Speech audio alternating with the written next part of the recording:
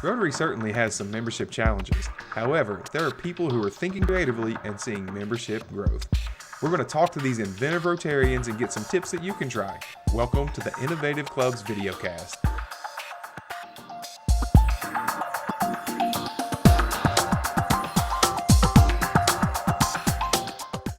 Hey, this is Andy Van Hook, ARC in Zone 33, and I'm here today with Sue Carter. She is the District Membership Chair-elect for District 7600, and she is a member of the Rotary Club of Farmville, Virginia. And she's got a great story on new membership ideas, new club ideas, and we want to talk to her a little bit today. Hi, Sue. How are you? Hi, Andy. I'm well. How are you?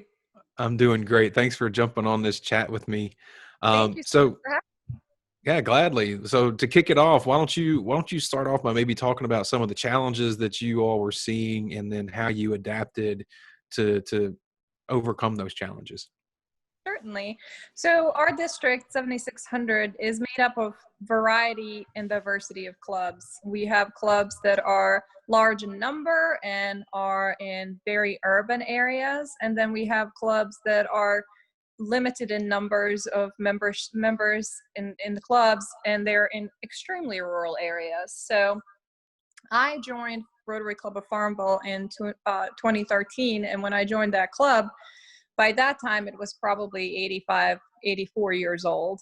The club composition was mostly older crowd and mostly white men. And so even though the crowd was exceptionally welcoming and doing great service and wonderful things both for our community and the world, we had difficulty recruiting members that were looking or acting differently. So we had a difficulty recruiting diverse group of members because, as you know, Andy, everybody wants to be with somebody that looks and acts like them.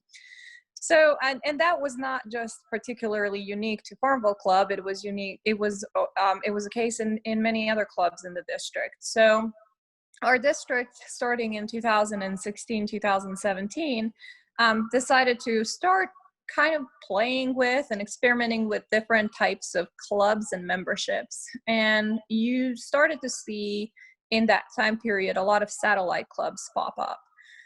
So right before I was to take on my year as the president, which was 2018-19, I met with my predecessor, President John Miller, Rotary year of 2017-2018, and we were discussing whether we should start a satellite club in Farmville. And just to give you a little background on Farmville, we have two higher ed institutions here. We have Hampton-Sydney College and Longwood University. And as you might know, both higher ed institutions attract pretty diverse group of people, as well as young professionals. Now, that's great and fantastic for the community, but these young professionals are not able to join traditional clubs, the legacy clubs, if you will, because, you know, our club meets on Thursdays at noon for about an hour and a half, and we have very traditional lunch, and it's also costly. So young professionals were giving us feedback that, hey, these are the reasons why we're not joining your club. We're not able to take off an hour and a half from work every single Thursday, and we can't afford your dues. So we thought, okay, well, maybe we can charter a satellite club. When we presented that idea to our traditional club, to our legacy club, they were very hesitant because they really thought that the satellite club will cannibalize the lunch crowd.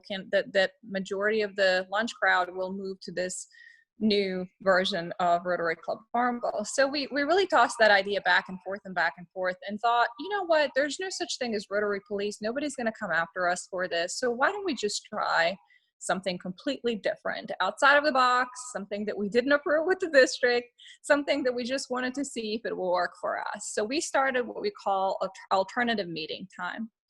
So for all of our members, we offer 2 meeting times. You could come in at 12 o'clock and have a very traditional crowd lunch served, you know, Pledge of Allegiance, blessing, a 4-way test, Rotary minutes, speaker, and all 9 yards of that.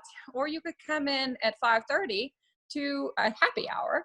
and enjoy a little less formal meeting, if you will. Members of both crowds are still members of Rotary Club of Farmville. So we do not have two different clubs. We simply have one club and two alternative meeting times. What we've learned from this, and obviously it's still going on, and so therefore it has been successful. One of the things that we learned is that not only did it not cannibalize the lunch crowd, it grew the lunch crowd, because many young professionals have joined in as a happy hour crowd member, and then they decided to just visit with the lunch crowd, and they decided that the lunch crowd was for them. So in the first year, we grew by 20%, and that is a huge growth for a club of our size. And since then we have kind of leveled off and at about 15% growth comparatively speaking this year to the year that we actually opened up the alternative meeting time.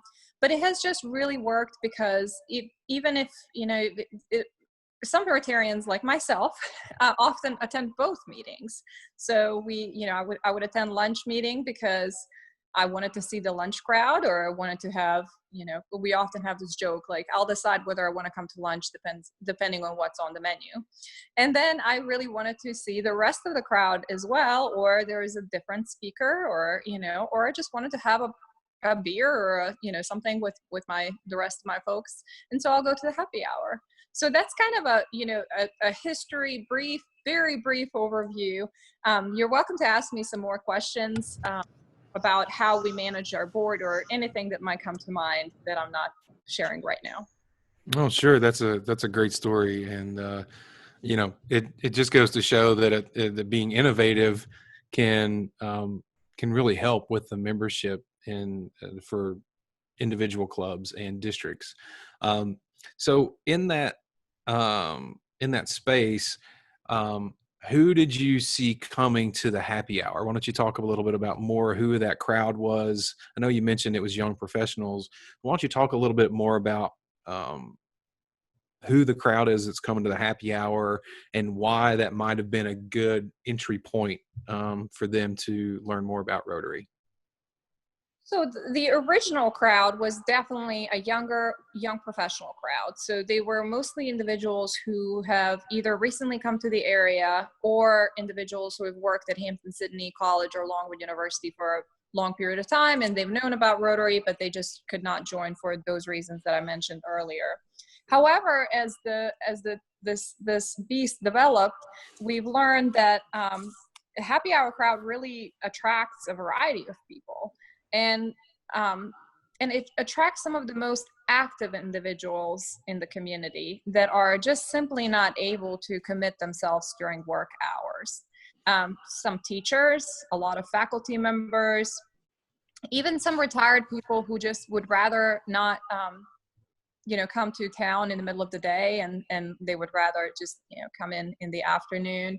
And we've actually really developed some leaders. So our president-elect for this year, so president-elect, the president of our club coming up on July 1st, and her two successors, so president-elect, president nominee, and our president nominee designate. So three presidents in a row are coming from our happy hour club. Not only that, we've noticed that once we've opened it to the happy hour crowd and really diversified our club, our district engagement really started to grow. So we started to go to district conferences. We went to district assembly. We were not at all sorry to go to pets, and we didn't dread it or anything like that. It was very fun and enjoyable. We started to engage more into the international community as well. So our happy hour crowd hosted a speaker, a Rotarian from Prince George, Virginia, who went to Ghana on a global grant trip. And before you know it, my club decided we were going to do a global grant. And so I went to Ghana the following October. So, I think that diversifying the club in that kind of creative and innovative way has really opened up opportunities for us to engage more, not just in our local community, but also in our world, and outside of it, outside of the community, of course. And Additionally, we've learned a whole lot more about our own community. So the individuals that have come in are, parents, they're teachers, they're social workers, and they have a very different worldview than, what our legacy club has traditionally attracted. Excellent. Well, that's great. So would you say, as far as maybe the community impact, how do you feel, I think Rotary has has a image in every community that they're in and that they serve. And as a Rotarian, I'm biased. However, I do think it tends to be a positive image. However, on top of that, there are some, in a lot of communities, there are some kind of stigmas that go along with it, or or generalities, or whatever you want to call it, that go along with that. I think. Say again. Stereotypes. Yeah, that's it. Thank you. I couldn't even get the word. That was exactly what I was going for. Stereotypes. Do you think that this alternate meeting time, or this other meeting time, has given you the opportunity to somewhat change that perception of what Rotary is in your community? And if so, how so? I think so. I think it changed the perception, not just amongst the members or potential members, but also amongst the community in general. And so I think I'll focus kind of on 2 points here to I guess exemplify that. So one is, we've become more fun. So more fun means more engaging, and more engaging means more members means more service. So, by doing things like having fun social times, which are not, when I say happy hour crowd, people often think alcohol, but, our socials are very versatile. I mean, we've had socials, everything from a poker night social or casino night social to a family friendly picnic out on a lake. So, we've done, with the introduction of that happy hour crowd, we've really have upped our attempts to socialize more, because there's that kind of divide between the lunch crowd and the happy hour crowds, because there is still a few Rotarians who just come to lunch, and a few Rotarians who just come to happy hour. And so they don't interact. And that's why we've decided to put these socials together. And when we do put socials together, it's just amazing, because, we've been in the same club together, and you see individuals coming together like family. So that's the first way. And, we've seen this kind of measured, and we have more participation from other organizations like Chamber of Commerce. Our Rotaract is more active. We've partnered up with many individual causes at Longwood and Hampton Sydney.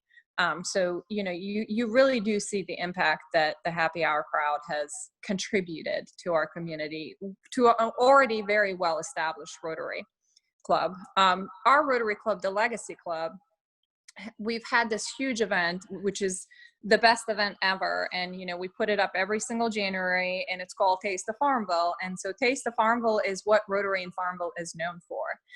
It's a very traditional event. We have a lot of restaurants, caterers, everybody knows what to expect. They come in, they give out samples. We have really great time, door prizes, all that kind of stuff. So that has been our signature event. But then since the happy hour came abroad, we've also expanded our reach. So we still continue to do very traditional and legacy things like Taste of Farmville and the pancake breakfast and supporting our partner organizations, but we've also done a global grant. We have built a ramp on a state park for individuals with disabilities to be able to get in and out of a kayak. So, so we've done a Rotary run for, to benefit individuals, seniors, high school seniors who are not able to afford applying for the college. So the happy hour crowd has really come up with some brand new and creative ideas. And, it's not because the lunch crowd has done anything wrong. It's just that more people, more diverse people, it just simply means more ideas. And so all of those ideas were greatly accepted by the lunch crowd. And so, they're all joined. We all do it together, and it's just been a fantastic impact in our community and the world, obviously. That's great. So you've talked a lot about, excuse me, the traditional club, the lunch, excuse me, how they initially were really standoffish about the idea of a satellite club, and it sounds like they've really embraced this happy hour option, and having some new ideas and new people brought into the club and organization. Um, Talk a little bit about how what you've seen and how you've seen kind of that traditional lunch club shift. How have they changed? How have they, what has been how have you moved that needle a little bit, as far as they went from, no, we're not ever going to do something like a satellite club, to where this is much more acceptable. They're open to new ideas, and they're doing different things now, and actually probably having a bigger impact in the community and in the world. Yeah. So one thing I will correct you on is we always say lunch crowd or happy hour crowd, because we're the same club. So we can't say lunch club or happy hour club. We are Yeah, the same club. totally. That is totally my fault. So my No, apologies for that. Yes, the no problem. one club with two meeting times.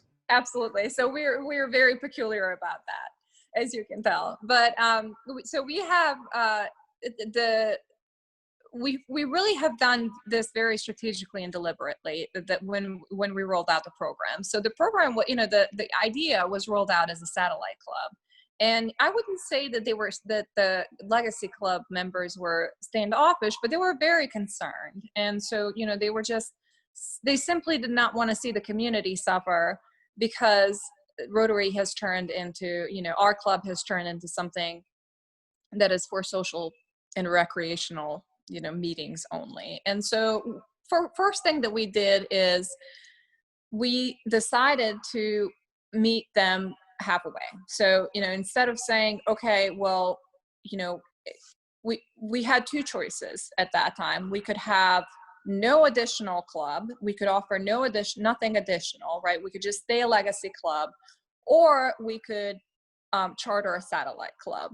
So, more we talked about it, more we realized that why limit ourselves to those two options? Like, we don't have to limit ourselves to just two options. The third option was, we are going to continue to have one Rotary Club of Farmville. It's not going to be a Rotary Club of Farmville satellite or anything like that. We're going to continue to have one club, and we're just going to try this for a year. So it was literally a pilot program for a year.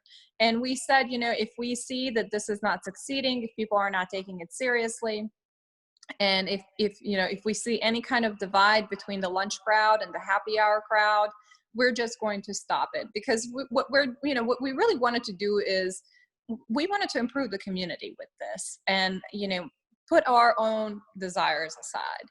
So and then another thing that we've done very deliberately is we have diversified our board. So as soon as the pilot program began, we immediately appointed one of the individuals from the happy hour crowd onto our board as the representative. Then, just very quickly, all of a sudden, the membership chair decided he was also going to join the happy hour crowd. So he decided to, and mostly he mostly stayed with the happy hour, but then went to lunches every once in a while. Our PR chair, or our current PR chair, is very talented individual who works for a PR company. So she was a natural pick for our next PR. So we've diversified, and so right now on the board, if you're a member of our Rotary Club of Farmville board, if you're sitting around the table, it would really be difficult to designate any of the board members, whether they're a lunch crowd or happy hour crowd, because you're likely to see them at both, and they're so involved. And so and then when we bring on a new member, we tell them that they are absolutely a member of Rotary Club of Farmville, and that they need to be as familiar with the lunch crowd as they are with the happy hour crowd. We have socials that bring us together. And then I think what really, really helped is that we had, in that first year with the 20% growth, we had probably 5 people come to lunch crowd and join the lunch crowd through the happy hour. So they came to, they joined because of the happy hour, and then they attended the lunch crowd, and they were like, oh my gosh, this is better for me. This works out in a much better way. So, we were very deliberate and strategic about it is a very short answer to that question. Well, that's great. I mean, you have to have a plan, and and you have to work a plan, right? And you can't just go into something like that, willy-nilly. You can figure out your way along as you're doing the project, and you're working on it. However, you really need to have an idea of what you're trying to do and where you're trying to go. And that's really awesome that you guys have been able to do that and seen that kind of growth. What type of suggestions would you have to other club leadership that may be struggling with membership, or you know may just be looking for some new ideas? What advice would you give them? Well, I would say, whenever you're presented with two options, think of a third one. And I think that this came, this idea probably is not too original. I'm pretty certain it's not too original. I think I often encounter this kind of a dilemma in my workplace. And so anytime I'm forced to make a choice between two options, I always try to find a third one. And so I think that, applying that to membership here, you can see how successful that was. And we had to be very creative and innovative. And we also had to be brave. I mean, we didn't know whether what we were doing was going to cause problems on the district level or Rotary International level. But nobody cared, and everybody was really happy about it. So we just had to be brave, innovative, and creative, but ultimately think about what is best for your community. And there's so much that goes into measuring what kind of club you should be, what kind of membership you should offer, but ultimately it comes down to what is best for your community. We're in Farmville, again, two higher ed institutions. I don't think any other small town can say that they have two other institutions. So we are very unique. And happy hour, alternative meeting time worked for us perfectly. But there are so many other options. It may not work for other clubs. Satellite club might be an option. Also, in my area, we have a club. Well, right outside of my area, we have a club, Prince George County. They have like 6 different kinds of memberships. So they have corporate membership, they have regular membership, they have honorary membership, they have something called passport membership, which I've never heard of before. But this is why I think it's so important to not just be creative and innovative and brave. It's also very important to be connected and to ask these kinds of questions and to not reinvent the wheel like we had to, like we did. Just there's so much out there, not just in our district, but across the districts, in our zones, connecting with other Rotarians. Well, I mean, our theme this year is Rotary Connects the World. And I think that is absolutely 100% true. And we could learn so much about Rotarians from, all parts of the world. So, one thing that I never thought of, here in the United States, we always associate Rotaract clubs with higher ed institutions. And that's not the case anywhere else in the world. They have so many community Rotaracts. So now we're starting a community Rotaract as well because we heard about that. So, I think just be informed, be connected, and then be creative and brave.